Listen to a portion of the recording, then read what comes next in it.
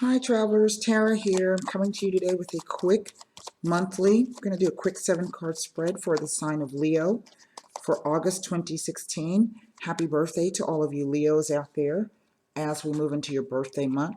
The sun coming into your sign. I am traveling, so the videos aren't going to be very long, but rest assured once I get back, we may be fleshing out some of these readings with an open reading or two. So we're going to do a quick 7-card spread today. I have a new deck of cards, the Prisma Vision Tarot by James Eves. Lovely cards. I was worried that they would not speak to me. As a matter of fact, I just opened the box yesterday. I slept with them last night. Got up and laid a spread and they speak beautifully. Wonderful cards. Wonderful. I'm so pleased to have them and to be able to work with them. I do have the Sabitas here in case we need to flesh out anything. I've already pre-shuffled the cards. Oh, they're already wanting to talk to you. So here we go. This is a general reading for Leo, Sun, Moon, and Rising. Please check back to your Moon and Rising sign as they are posted. Bear with me because, as I say, I'm traveling. First card out, the Knight of Wands. Well, represents you. There you are, Leos. 7 cards. The 9 of Pentacles. The 5 of Wands. The Emperor has come out. The Star. 6. The Page of Chalices. And again, the 2 of Chalices have come out. Now, I just read for the Aries. I'm doing the Fire Triad. The Moon has come up. So maybe this is a timing. Let's see what we have here.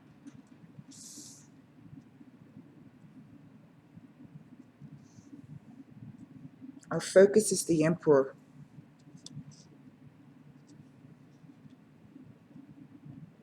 And even though this represents Aries, it is a fire sign. And we're going to say that indeed, we do know that Leos, since they represent the sun, and the sun, quote unquote, revolves around them, that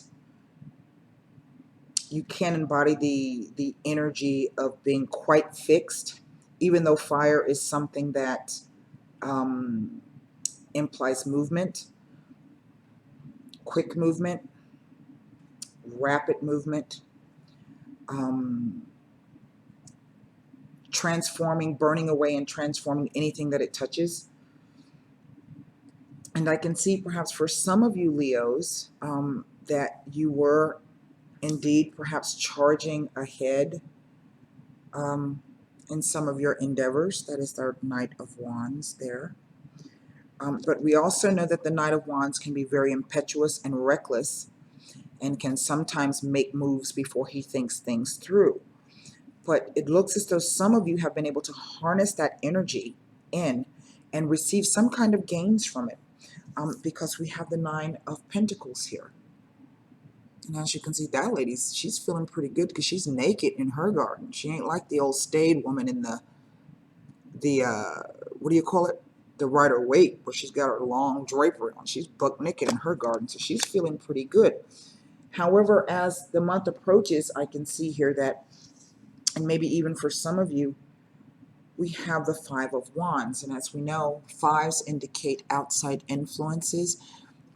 It could be arguments, it could be delays, obstacles, hassles, people not seeing eye to eye, things being said and taken the wrong way. But these are outside influences. This is not something internal.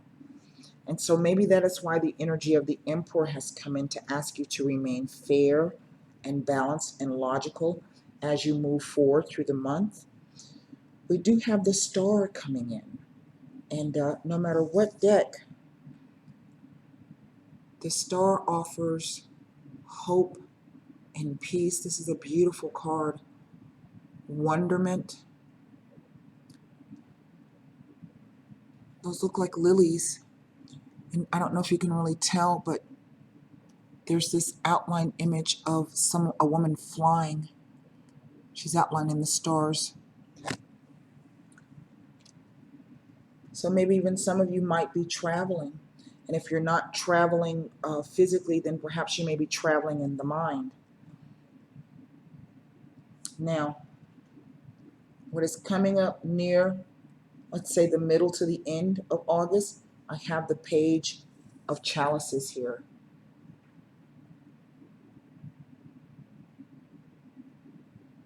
Yes, he's able to control water somewhat. So these are emotions. So something is going to be coming about that is going to bring about a new release of emotions, maybe a release of endorphins, who knows.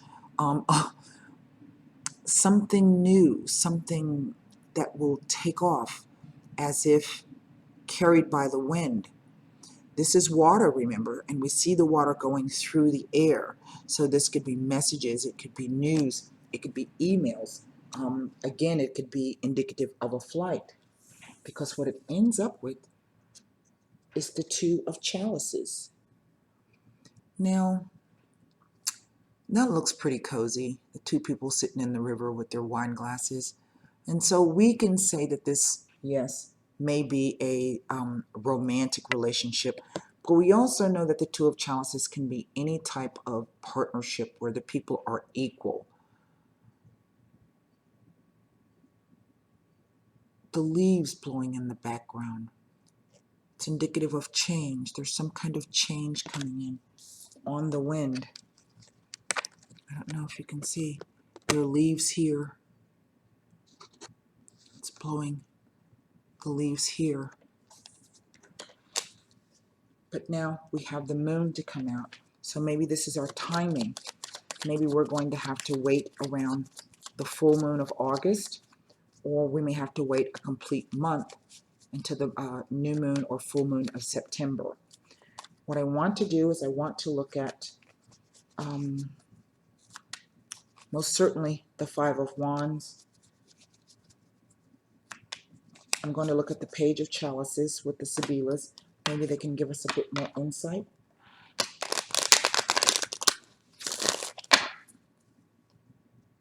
All in all, Leos, it looks like a pretty decent month for you.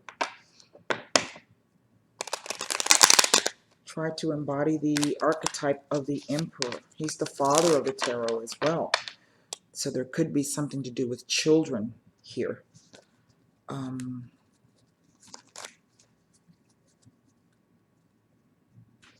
Five of Wands.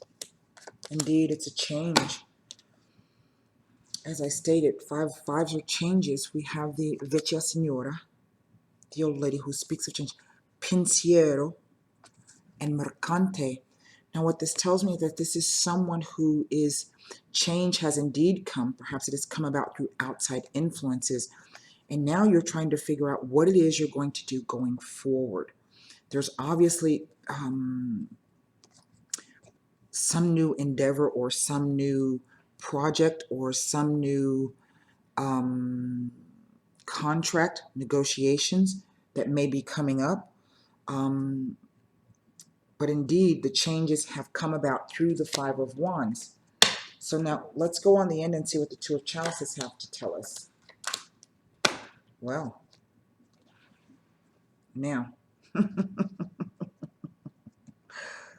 I wasn't expecting to see that. Old Sibyllus are acting up today.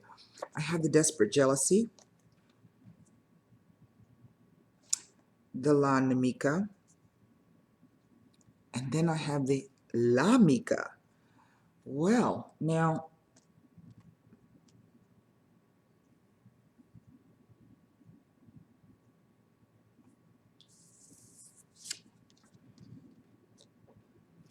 if this is not a business endeavor, and I'm assuming for some of you, yes, it may be that. For others of you, it may be a romantic relationship. For those of you that doesn't fit in either category, and really I think this is what it's speaking to, the Two of Chalices can also be learning to balance the yin and yang within yourself, the masculine and the feminine energies. And there's a fear of you working against yourself. See? Sort of like becoming your own worst enemy through your fears, allowing your fear or your jealousy, perhaps your negative thoughts, get the very best of you. Now, if this is a relationship issue, romantic relationship issue, then indeed this could be telling you that there is someone else still in the picture at the moment, who perhaps maybe if there's a change, or perhaps you're jealous of the relationship that this person has. You've been kind of relegated to the friend zone, perhaps, in this new two of chalices here. That doesn't quite fit for me, but I cannot read the interpretation any other way. It's just an odd trio of cards to come up. Desperate jealousy, la Namika, Lamika. That's an odd trio of cards. Unless we're speaking, maybe this is a same-sex relationship, whomever would take the role of the female. I think it still applies of being your own worst enemy. I think really that's what the cards are speaking to. The moon. I don't know what this is telling me, honestly. There's something brewing. There's something coming. Someone is about to make a decision. They're contemplating making a decision. Vedovo, something you thought was long dead and over. Limineo, that perhaps still has some legs to it. Giovanni Vantrula, she's coming out a lot. In a sense, I'm going to read this like perhaps it is unknown what this Giovanni, because she comes on the moon as the last card out. I don't know, during the Mercury retrograde, we know that old lovers return.